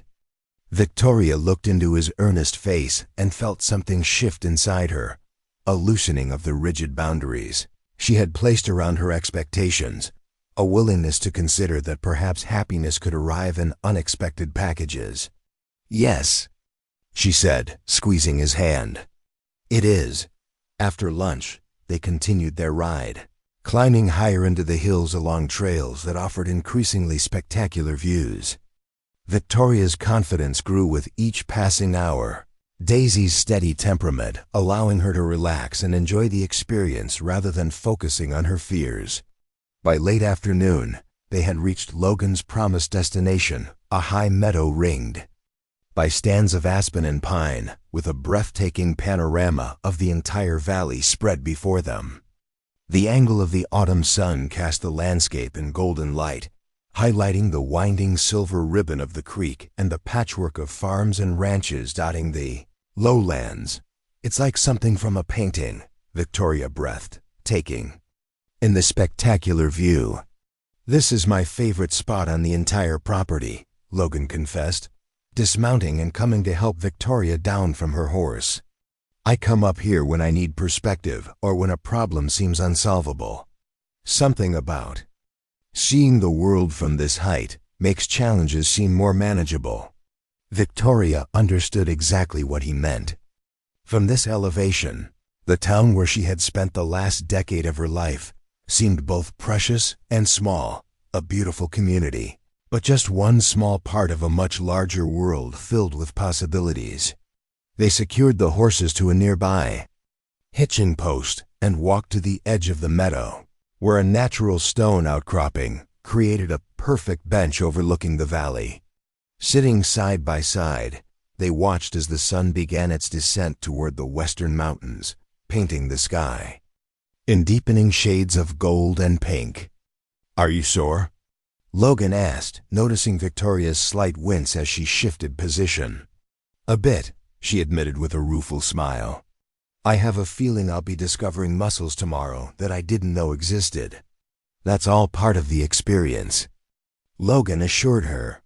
But I'm impressed many first-time riders would be complaining much more vocally by this point in the day. I'm not most people, Victoria replied, unconsciously echoing his words from their dinner conversation. Logan's smile deepened. No, you certainly are not. He hesitated for a moment, then continued more seriously. Victoria, I want you to know that I understand your concerns about the age difference between us. I'm not dismissing them or suggesting they don't matter at all. But I also believe that connection like ours is rare enough that it deserves a chance to develop, regardless of conventional expectations. Victoria considered his words carefully. It's not just about what others might think, she said honestly. It's about practical realities. You're at a different stage of life than I am. You might want things that I can no longer offer children. For instance, I don't have a checklist of requirements for my future, Logan replied. After Emily died, I learned that life rarely follows our carefully constructed plans. What matters to me now is authenticity, being true to what I feel, rather than what I think I should want based on some arbitrary timeline. He turned to face her more directly, his expression serious. I can't promise you that this will work out perfectly. No one can make that guarantee about any relationship. All I know is that being with you makes me feel more alive than I have in years, and I'd like to see where this connection might lead. The simple honesty of his statement touched Victoria deeply. He wasn't offering grand declarations or unrealistic promises, just the genuine desire to explore what might develop between them, with eyes open to both possibilities and challenges. I'd like that too, she admitted, allowing herself to voice the truth that had been growing in her heart since their first conversation. "But Logan, I need you to understand that I'm scared. Not just of what others might think or say, but of how much this could hurt if it doesn't work out. I've spent years building walls around my heart, convincing myself that professional success was enough, that I didn't need the vulnerability of intimate connection." "I understand fear," Logan said quietly. "After losing so many people I loved, I was terrified of opening myself to that kind of pain again. The horses taught me something important, though you can't selectively numb emotions. When you build walls to protect yourself from potential pain, you also block out the possibility of joy." Victoria felt tears spring to her eyes at the simple wisdom of his words. Hadn't she been doing exactly that, protecting herself so thoroughly? From the risk of heartbreak, that she had also cut herself off from the chance for genuine happiness? "The horses taught you well," she said softly. Logan smiled, reaching out to tuck a strand of hair behind her ear in a gesture so tender it made her heart ache. "They're excellent teachers for those willing to listen. Like that mare you've been riding today. Daisy came to us so traumatized, she wouldn't let anyone touch her. Now look at her, carrying you safely through unfamiliar terrain, because she's learned to trust again." Victoria glanced over at the placid gray mare, who was contentedly grazing at the edge of the meadow. "I had no idea she had such a difficult past. She seems so calm and confident now." "That's the beauty of healing," Logan said. "The scars remain, but they don't have to define the future. Daisy will always be more cautious than horses who haven't experienced trauma, but she's discovered that connection is worth the risk of vulnerability." The parallel to her own situation wasn't lost on Victoria. She too carried scars from past disappointments, relationships that had ended when partners couldn't accept her dedication to her business, the gradual withdrawal from romantic possibilities. As she approached and passed 40, the protective shell she had built around her heart. "You're suggesting I could learn from Daisy's example," she observed with a small smile. "We all could," Logan replied seriously. "Trust is never easy after you've been hurt. It requires courage to try again, to believe that this time might be different." As the sun dipped lower toward the horizon, casting long shadows across the meadow, Victoria made a decision. She was tired of letting fear dictate her choices, tired of assuming the worst possible outcome before giving happiness a chance to take root. "Logan," she said, turning to face him fully, "I want to try. I can't promise I won't have moments of doubt or fear, but I'd like to explore this connection between us without letting my preconceptions about age or timing get in the way." The smile that illuminated Logan's face was like sunrise breaking over the mountains, radiant with genuine joy and something that looked remarkably like tenderness. "That's all I'm asking for," he said, leaning forward to kiss her gently. "A chance to discover together what we might become." The kiss deepened, both of them pouring into it the emotions that words couldn't fully express: hope and vulnerability, desire and tentative joy. When they finally broke apart, the setting sun had painted the sky in dramatic shades of crimson and gold, a fitting backdrop for the beginning of something new and precious. "We should start back," Logan said reluctantly, glancing at the darkening sky. "I promise to have you home before dark, and the trail can be tricky in fading light." Victoria nodded, though part of her wished they could remain in this perfect moment, indefinitely suspended, between what had been and what might be, filled with the sweet anticipation of possibilities not yet explored.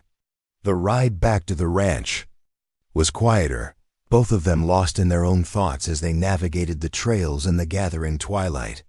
By the time they reached the barn, stars were beginning to appear in the eastern sky, and the temperature had dropped noticeably. Eleanor was waiting for them, a knowing smile playing at the corners of her mouth as she observed their windblown hair and bright eyes. "Looks like you had a successful ride," she commented.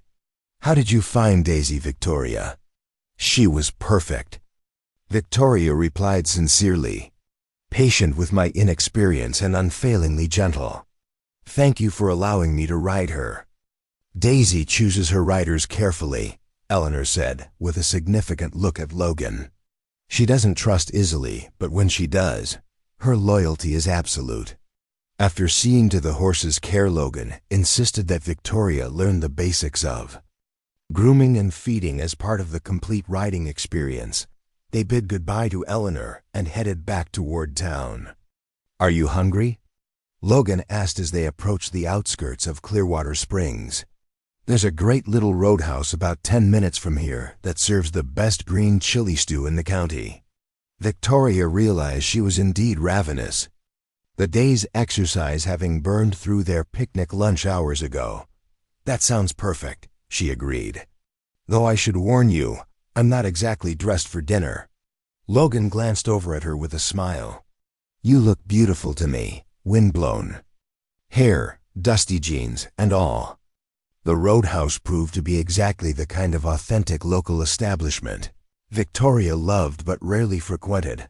A rustic log building with a massive stone fireplace, wooden tables worn smooth by decades of use, and walls decorated with vintage ranching equipment and black and white photographs of the area's early settlers. Despite her concerns about their appearance, Victoria found herself immediately comfortable in the unpretentious atmosphere. The other patrons, a mixture of ranchers, locals, and a few tourists who had found the place through word of mouth, paid little attention to the new arrivals beyond a friendly nod or two over bowls of the promised green chili stew, which lived up to its reputation, and crusty sourdough bread. Victoria and Logan continued their earlier conversation, exploring the practical aspects of what a relationship between them might look like. "I have early mornings at the bakery 6 days a week," Victoria pointed out. "And you have responsibilities at the ranch that can't be postponed or rescheduled. How would we actually manage to see each other the same way people have been managing such challenges for centuries?" Logan replied with a smile. "Creativity, compromise, and clear communication. I'm usually finished with the horses by 6 or 7 in the evening. You close the bakery at 6 most days. That leaves evenings and your Sundays off for us to spend time together." The matter-of-fact way he approached the logistical challenges reassured Victoria. He wasn't making grand, impractical gestures or suggesting either of them should abandon their professional commitments. Instead, he was looking for realistic ways to integrate their lives while respecting the individual passions that defined them. "And what about the town gossip that will inevitably follow when people realize we're seeing each other?" Victoria asked, voicing another of her concerns. Logan considered this for a moment. "I think we have 2 options," he said finally.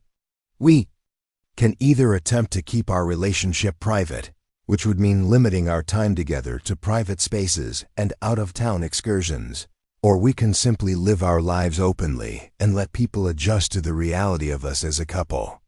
Which would you prefer?" Victoria asked, curious about his perspective. "Honestly, I'd rather not hide," Logan said. "Secrecy tends to give the impression that we're ashamed or uncertain, neither of which is true for me. But I also understand if you'd prefer to ease into public acknowledgement gradually."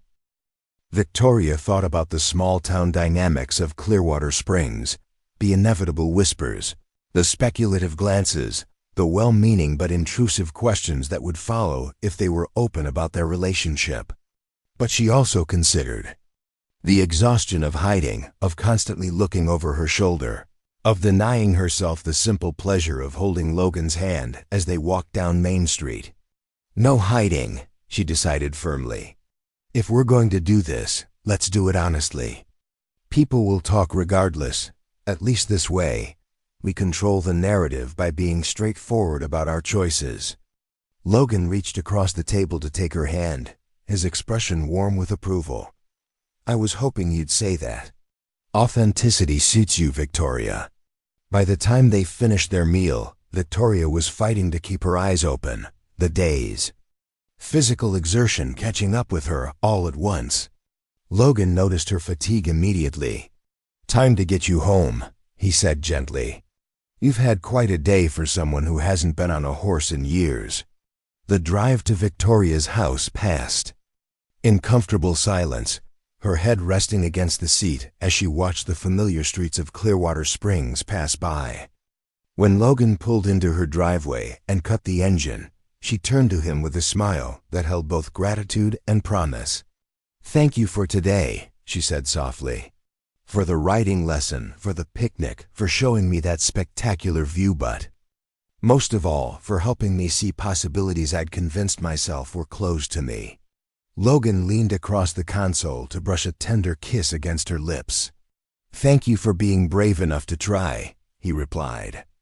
"I know it wasn't easy to push past your fears, whether of horses or of taking a chance on us." Victoria touched his face gently, still marveling at the connection that had developed so unexpectedly between them. "Will I see you tomorrow?" "Wild horses couldn't keep me away," Logan promised with a smile. "But you should probably sleep late and take a hot bath. You're going to be feeling today's ride in muscles you forgot you had." As predicted, Victoria woke the next morning with stiffness in muscles she hadn't used in years, but the physical discomfort was overshadowed by a sense of lightness in her spirit. For the first time in longer than she could remember, she was looking forward rather than backward, anticipating possibilities rather than mourning what might have been. She spent the morning catching up on household chores, then prepared a simple lunch to share with Logan, who had promised to stop by after completing his morning duties at the ranch. As she arranged fresh bread, sliced vegetables, and the remains of a quiche she had brought home from the bakery the previous day, Victoria found herself humming, a small but significant indicator of the joy that had re-entered her life. The sound of Logan's truck in the driveway sent a flutter of anticipation through her chest, a feeling so adolescent she might have been embarrassed by it if it hadn't also been so deliciously alive.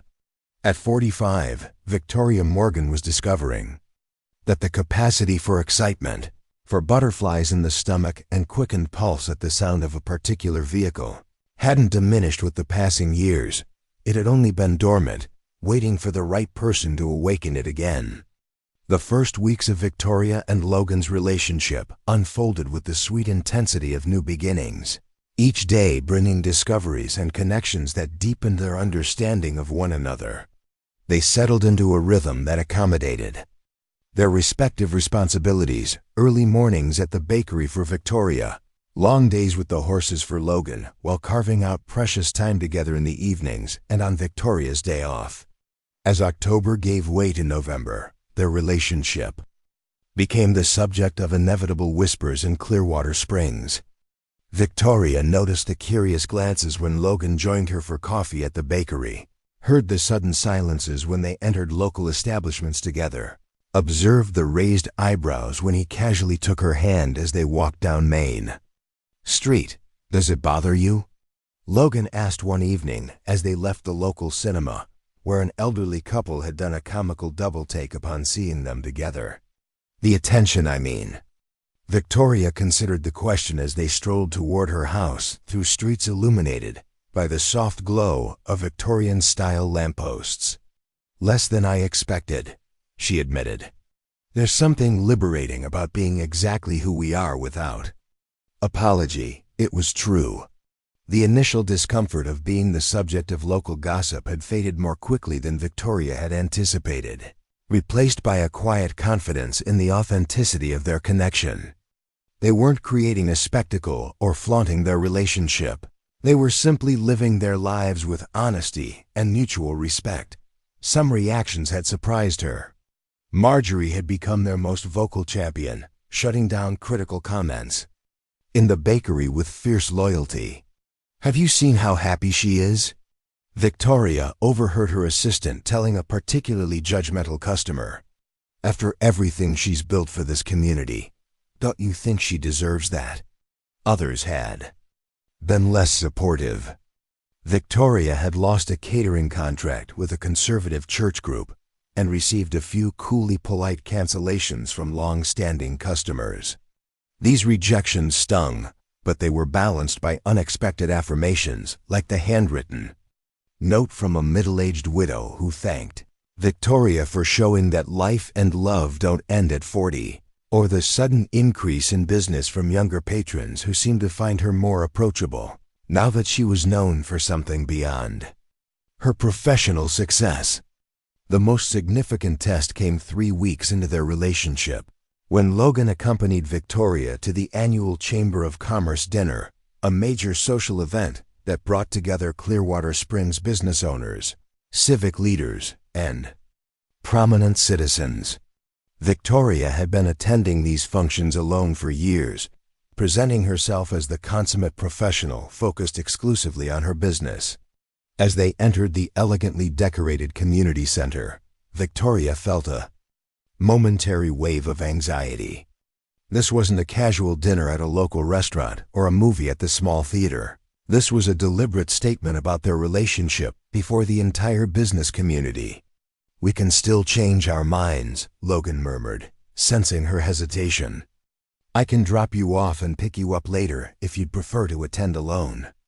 Victoria tightened her grip on his arm, drawing strength from his steady presence. "No," she said firmly. "No more hiding or pretending. We belong here together." The evening proved less dramatic than Victoria had feared. There were curious looks and a few whispered conversations, but most people were polite, if not overtly welcoming. Mayor Thompson, a pragmatic woman in her 60s, set the tone by greeting them warmly and engaging Logan in a lengthy conversation about the therapeutic writing program at Silvercrest Ranch. "That's work worth supporting," the mayor said thoughtfully. "My nephew lost a leg in Afghanistan. Something like that might have made his transition back to civilian life easier." By the time they were seated for dinner, Victoria was feeling more comfortable. She had attended these events for years as a successful business owner who happened to be single. Now she was a successful business owner who happened to be in a relationship. The core of her identity remained unchanged. "You're handling this beautifully," Logan whispered as they reviewed the printed menus. "I'm proud to be here with you." Victoria felt a warm glow of pleasure at his words. It had been so long since anyone had expressed pride in her for something. Beyond her professional accomplishments, pride in her courage, her willingness to be vulnerable, her openness to new possibilities.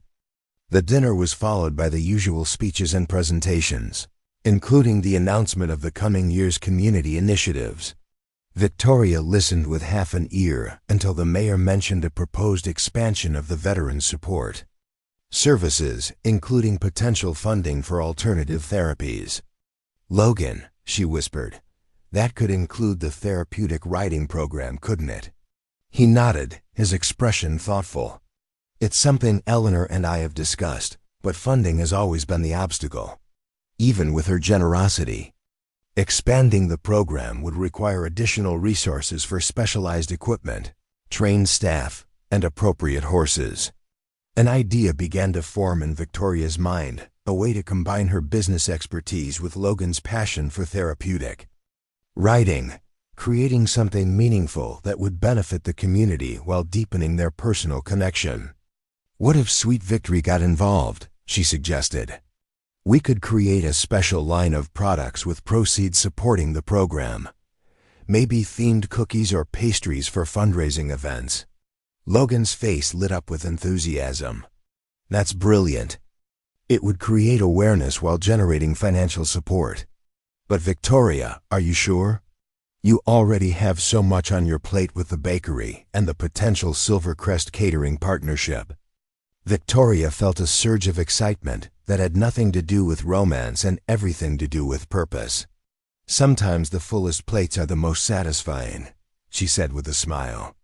"Besides, this would be a perfect way to test our ability to work together professionally before committing to the larger catering venture."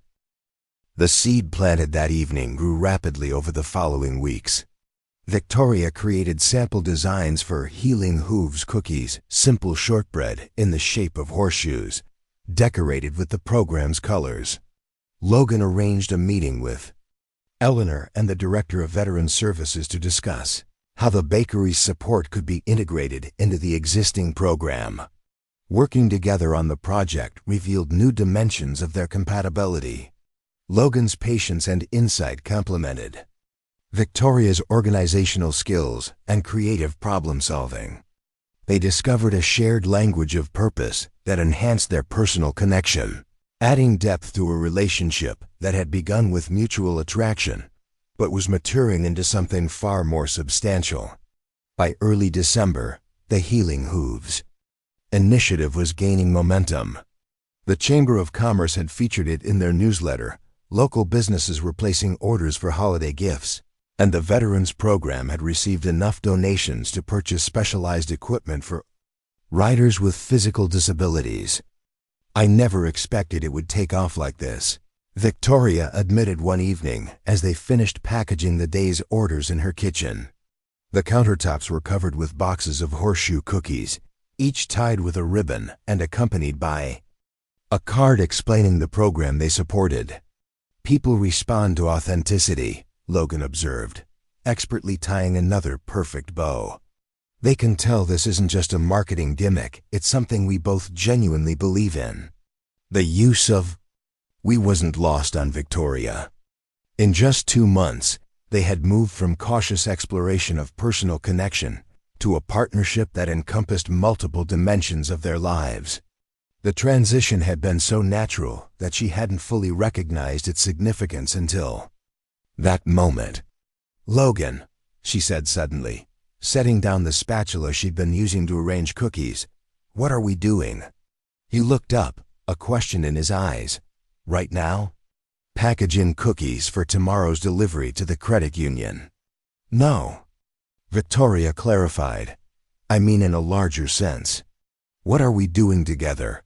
Where is this relationship heading?" Logan set down the ribbon he was holding and gave her his full attention. "I thought we were building something meaningful together, personally, and now professionally. Was I mistaken?" Victoria shook her head, struggling to articulate the sudden anxiety that had gripped her. "No, that's exactly what we're doing, and it terrifies me because it's happening so fast. 2 months ago, I was convinced I was too old for love, too set in my ways for partnership. Now we're creating initiatives together, making plans that extend months into the future, integrating our lives in ways I never anticipated." "And that's a problem?" Logan asked gently. "It's not a problem," Victoria said slowly. "It's just, the faster we move, the farther I have to fall if this doesn't work out. I'm investing not just my heart, but my business, my community standing, my entire identity in this relationship." Logan moved around the counter to stand before her, his expression serious. "Victoria, I understand the fear. Believe me, I do. After losing Emily, I swore I would never make myself that vulnerable again. The pain of having everything and losing it seemed unbearable." He took her hands in his touch warm and reassuring. "But here's what I've learned. Security isn't found in avoiding commitment or controlling the pace of connection. Real security comes from choosing the right person to build with, someone who sees you clearly, values what matters to you, and is committed to growing alongside you rather than holding you in place." Victoria looked into his earnest face and felt the truth of his words resonate within her. Logan had never pushed her for commitments she wasn't ready to make or asked her to compromise her independence. Instead, he had consistently demonstrated through actions that he valued exactly who she was: successful business owner, creative baker, woman of substance who had built a meaningful life on her own terms. "I'm not asking for guarantees," she said finally. "I know there aren't any. I just need to know that you're as serious about this as I am, that this isn't some temporary adventure for you." Logan's expression softened with tenderness. "Victoria Morgan, nothing about my feelings for you is temporary. I am fully, completely invested in building a future with you, however that might look. I don't have a predetermined timeline or checklist of relationship milestones we need to hit. What matters to me is that we're moving forward together, creating something meaningful from the connection we've found." The simple sincerity of his declaration melted the last of Victoria's resistance. She had spent so many years guarding against disappointment that she had nearly missed the opportunity to embrace genuine happiness when it appeared. "I'm fully invested too," she admitted, the words feeling like both a confession and a promise. "And that terrifies me in the best possible way." Logan smiled, drawing her into his arms. "Being terrified together is much better than being safe apart, don't you think?" As Christmas approached, the question of how they would spend the holiday arose. Logan had typically joined Eleanor Silvercrest for Christmas dinner in recent years, having no family of his own since his mother's death. Victoria usually worked through the morning at the bakery, filling last-minute orders, then spent a quiet evening alone with a good book and a glass of wine. "Eleanor has invited both of us to join her," Logan mentioned as they decorated Victoria's rarely used Christmas tree one evening. "She specifically said she wants to get to know you better outside of business discussions." Victoria hesitated, a delicate glass ornament suspended from her fingers. "That's very kind of her, but are you sure? Christmas seems so personal, I wouldn't want to intrude on your traditions with her." Logan took the ornament and placed it carefully on a branch. "Eleanor considers you important to me, which makes you important to her. Besides, she mentioned that she's invited several other people who would otherwise be alone for the holiday. It's something of a tradition for her to gather what she calls her strays for Christmas dinner." The thought of a communal celebration, rather than her usual solitude, was both appealing and slightly intimidating. Victoria had grown so accustomed to independence that the idea of integrating into someone else's traditions required a conscious shift in perspective. "I'd like that," she said finally. "But I'll need to work at the bakery until noon. We always have last-minute orders on Christmas Eve." "I'll help," Logan offered immediately. "Between the two of us, we can fill the orders in half the time, and then head up to the ranch together." Victoria felt a surge of gratitude for his thoughtful solution. It was another example of how Logan consistently looked for ways to blend their lives, rather than asking her to choose between her commitments and their relationship.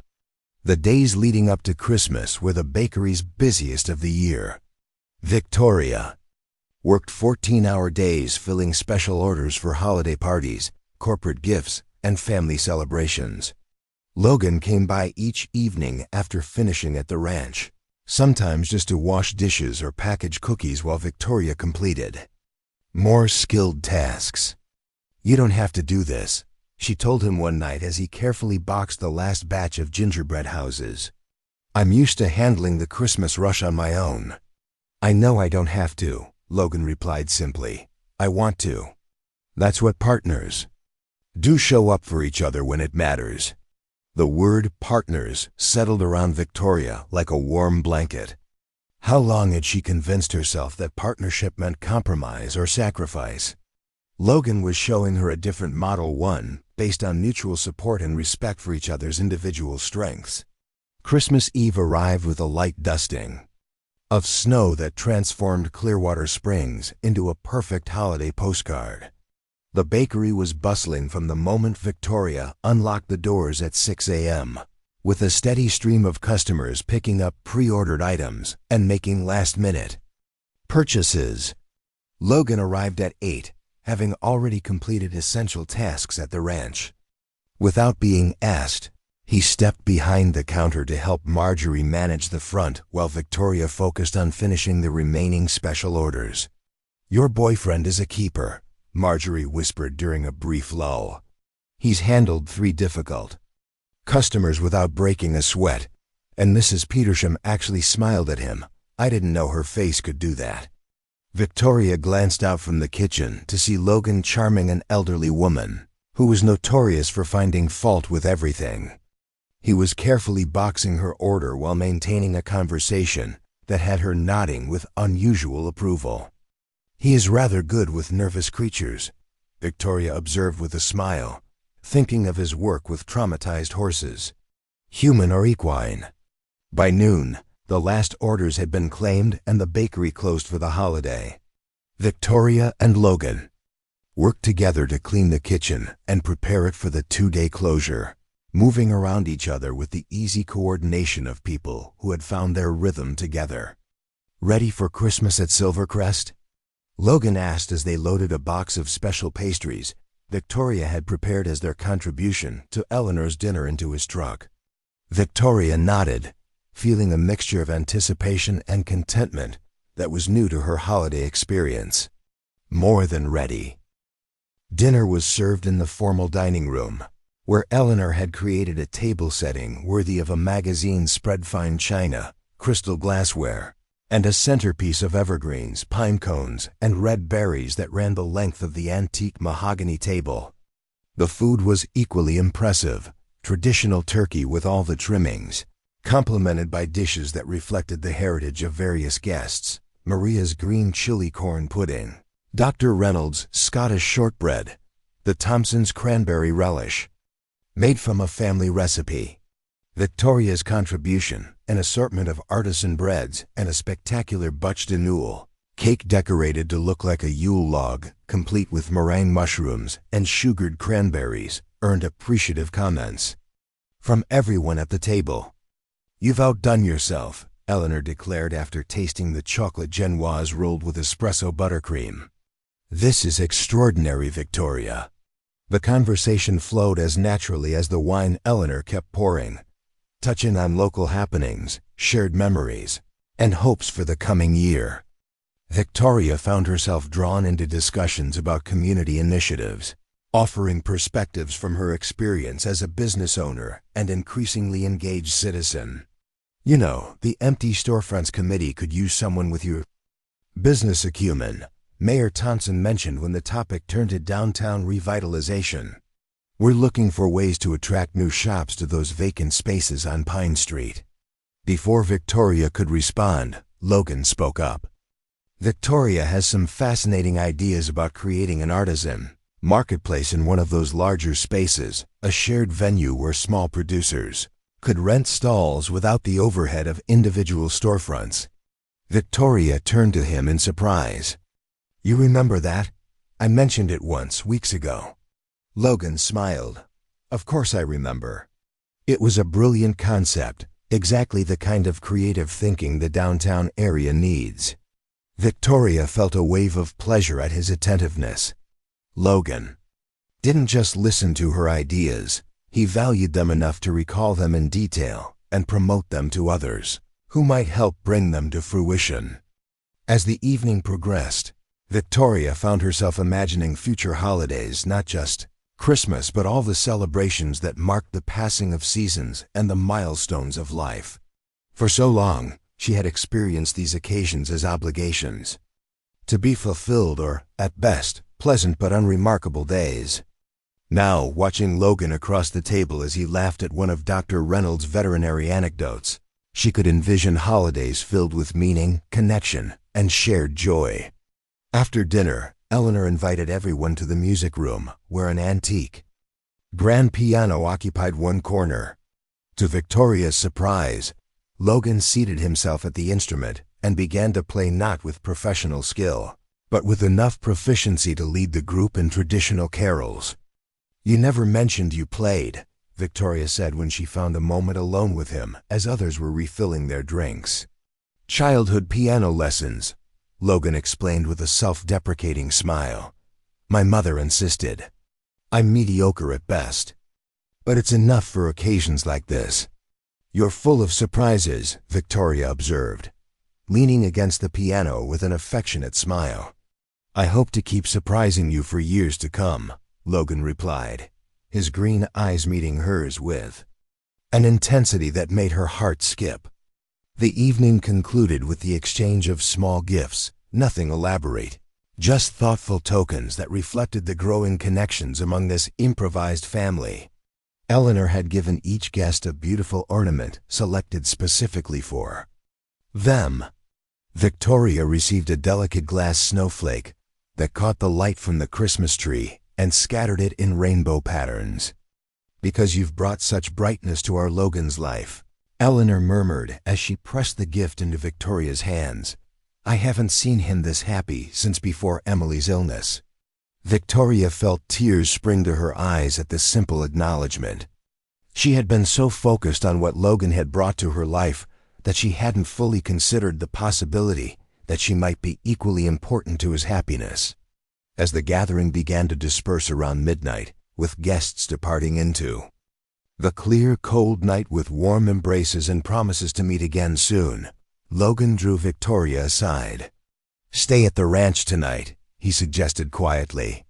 "I have a small cabin on the property, nothing fancy, but comfortable. It's late, the roads are icy, and I'm not ready for Christmas to end just yet." Victoria hesitated only briefly before nodding. "I'd like that. But I didn't bring anything, no change of clothes, no toiletries." "I might have anticipated that possibility," Logan admitted with a smile. "There's a new toothbrush in my bathroom, and I suspect one of my flannel shirts would make a passable nightgown for you." The cabin proved to be a charming structure tucked among pine trees, a short distance from the main house, a single large room with a sleeping loft, dominated by a stone fireplace where logs were already arranged for lighting. The decor was simply but tastefully masculine leather furniture, wool blankets in earthy tones, bookshelves filled with volumes on horsemanship, wildlife, and Western history. "This is lovely," Victoria said, taking in the space that so clearly reflected Logan's personality. "How long have you lived here?" "Since I started working at Silvercrest," Logan replied, kneeling to light the fire. "Eleanor offered me quarters in the main house, but I prefer having my own space, especially given the odd hours I sometimes keep with the horses." As flames began to dance among the logs, casting a golden glow throughout the room, Victoria felt a profound sense of rightness. This moment standing in Logan's private domain on Christmas night, the fire warming her cheeks, snow falling gently outside the windows, seemed like a culmination of the journey they had begun 2 months earlier. Logan rose from the hearth and moved to stand before her, his expression suddenly serious. "I have another gift for you," he said, reaching into his pocket. "Something I've been carrying around for weeks, waiting for the right moment." Victoria's heart began to race as he withdrew a small box wrapped in silver paper. It was too large for a ring, thank goodness, as that would have been far too soon, but clearly contained jewelry of some kind. "You didn't need to get me anything else," she protested softly. "Today has been gift enough." "Open it," Logan encouraged, placing the box in her hands. "Please." Victoria carefully removed the wrapping to reveal a velvet box. Inside, nestled on dark blue satin, lay a silver pendant in the shape of a horseshoe, inset with a single small diamond that caught the firelight and scattered it like a tiny star. "It's beautiful," she breathed, lifting the necklace from its case. "The horseshoe is a symbol of protection and good fortune," Logan explained as he gently took the pendant and moved behind her to fasten it around her neck. "But to me, it represents the unexpected path that led me to you. I was at a crossroads when I first walked into your bakery considering job offers in other states, unsure if Clearwater Springs was where I belonged. Then I saw you and something inside me recognized a kindred spirit." Victoria turned to face him, one hand touching the pendant where it rested in the hollow of her throat. "I felt it too," she admitted, "even while I was telling myself all the reasons it couldn't possibly work between us." Logan's hands came up to frame her face, his touch infinitely tender. "Victoria Morgan," he said softly, "age truly is just experience, the collection of moments and choices that shape us into who we are. Your 45 years have created a woman of extraordinary depth, courage, and capacity for joy. I fall more in love with you each day, not despite your age, but because of the wisdom and strength it represents." The words love hung in the air between them, the first time either had used it explicitly, though it had been growing in their actions and choices for weeks. "I love you too," Victoria whispered, the declaration feeling like both a completion and a beginning. "More than I thought possible at this stage of my life." As Logan drew her into his arms beside the crackling fire, Victoria felt the last of her doubts dissolving like morning mist in sunshine. The path ahead might not always be smooth or predictable, but she was no longer walking it alone. Together, they would navigate whatever challenges arose, building something beautiful from the unexpected connection that had transformed both their lives. In the quiet of Christmas night, with snow falling softly outside and firelight painting golden patterns across the cabin walls, Victoria finally understood what Logan had been trying to tell her from the beginning. Age wasn't a barrier to love, or a predictor of happiness. It was simply the accumulation of experiences that prepared her to recognize and embrace the most precious gift of all, the courage to begin again. Regardless of the number of birthdays behind her, the horseshoe pendant rested against her skin, a tangible reminder that sometimes the most important journeys begin when we think we've reached our destination, and that love, like experience itself, only grows richer and more valuable with the passing years. Up next, you've got 2 more standout stories right on your screen. If this one hit the mark, you won't want to pass these up. Just click and check them out.